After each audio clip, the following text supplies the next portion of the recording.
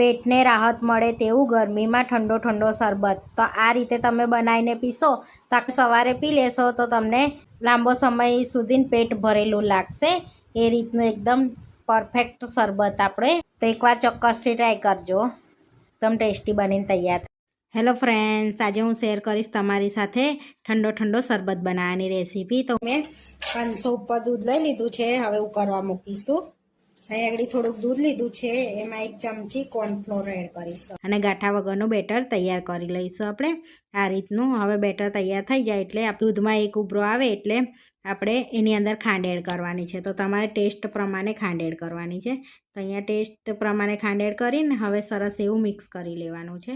Mix થાય એટલે આપણે એની અંદર કોર્નફ્લોરવાળું દૂધ એડ કરવાનું છે. જે ફ્લોરવાળું દૂધ એડ કરવાનું થોડું થોડું એડ કરતા જઈશું અને હલાવતા જઈશું જેથી નીચે ચોંટે ના, એ રીતનું. અને ગેસને એકદમ ધીરો રાખીશું આપણે. તો આ રીતનું દૂધ એડ કરી દેવાનું છે અને સરસ થીક થાય ને ત્યાં સુધીને આપણે એને ઉકાળી લેવાનું છે દૂધને. તો આપણે થોડુંક થીક કરી લેવાનું છે. તો બહુ જાડું બી નહીં રાખવાનું, બહુ પાતળું બી નહીં રાખવાનું. એને સરસ એવું ઉકાળીને થોડુંક થીક કરી લેવાનું છે આપણે. તો અહીંયા સરસ ઉકળી ગયું છે. હવે આપણે એને ગેસને બંધ કરીને દૂધને ઠંડુ થવા દઈશું સરસ એ રીતનું. તો આપણું દૂધ ઠંડુ થાય છે ત્યાં સુધીને આપણે જેલી પ્રીમિક્સ બનાવી લઈશું. તો અહીં આગળ જેલી બનાવવા માટે આપણે પ્રીમિક્સ તૈયાર લીધેલું છે. તો અહીં આગળ 500 દૂધ લીધું છે, એને ઉકળવા મૂકી દેવાનું છે દૂધને સરસ એવું. હવે એક બાઉલમાં આપણે જેલીનું પ્રીમિક્સ મિક્સ કરી લેવાનું છે આ રીતનું. હવે બધું મિક્સ કરી લેવાનું છે. હવે આપણે પાણીને એક ઉભરો આવવા દેવાનો છે, ગરમ કરી લેવાનો છે એટલે દેવાનો છે અંદર. તો આ રીતનો એક ઉભરો આવી જાય એટલે આપણે હવે નીચે ઉતારી લઈશું એને. તો નીચે ઉતાર્યા પછી એની અંદર આપણે જે પ્રીમિક્સ છે ને એ એડ કરી દેવાનું છે જેલીવાળું અને સરસ મિક્સ કરી લઈશું. હવે જે એની અંદરનું ઓગળે બધું એ રીતનું આપણે મિક્સ કરી લેવાનું છે. તો સરસ મિક્સ થઈ જાય એટલે હવે એક પ્લેટ લેવાની છે, એની અંદર આપણે પ્રીમિક્સ બનાવ્યું છે એ એડ કરી દેવાનું છે અંદર જેલી માટેનું. તો હવે આપણે ઠંડુ થવા દેવાનું છે. હવે 1 ચમચી આપણે તકમરિયા પલાળીશું.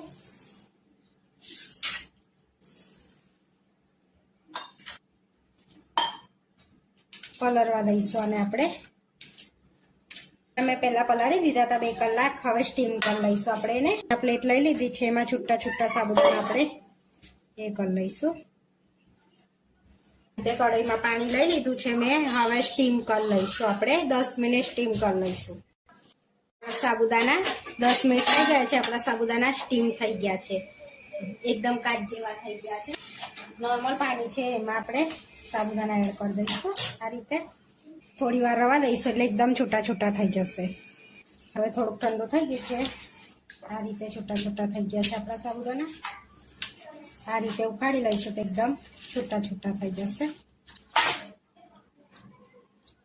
જોઈ શકો છો એકદમ છૂટા છૂટા થઈ ગયા છે. હવે ગાળી લઈશું આપણે એને. આ રીતના ગાળી લીધા છે આપણે સાબુદાણાને. હવે આપણી જેલી બી સેટ થઈ ગઈ છે. હવે કટ લગાડી લઈશું આપણે. બધી જેલી સેટ થઈ ગઈ છે. હવે કટ લગાડી લઈશું.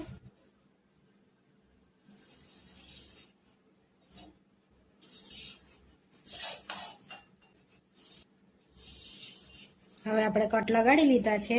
આ રીતે જો જેલી રેડી થઈ ગઈ છે આપણી. ફ્રીજમાં બી મૂકી શકીશું આપણે.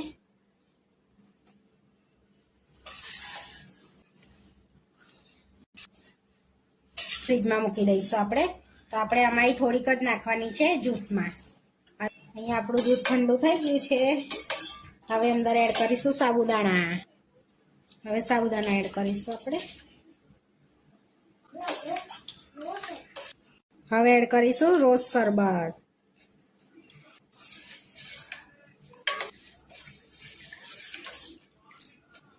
હવે જેલીના ટુકડા એડ કરીશું. હવે તકમરિયા એડ કરીશું આપણે જે પલાળ્યા હતા એ. મિક્સ કરી લીધું છે. હવે સર્વ કરી લઈશું આપણે.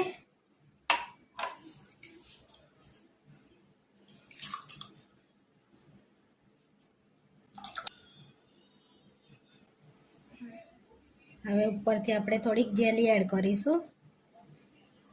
આપણે કાજુ બદામ પિસ્તાની કતરણ એડ કરીશું. આપણો ગરમી સ્પેશિયલ શરબત બનીને રેડી થઈ ગયો છે. આવા વિડીયો જોવા માટે મારી ચેનલને સબસ્ક્રાઈબ કરો, લાઈક કરો અને શેર કરો અને તમે જરૂરથી ટ્રાય કરો.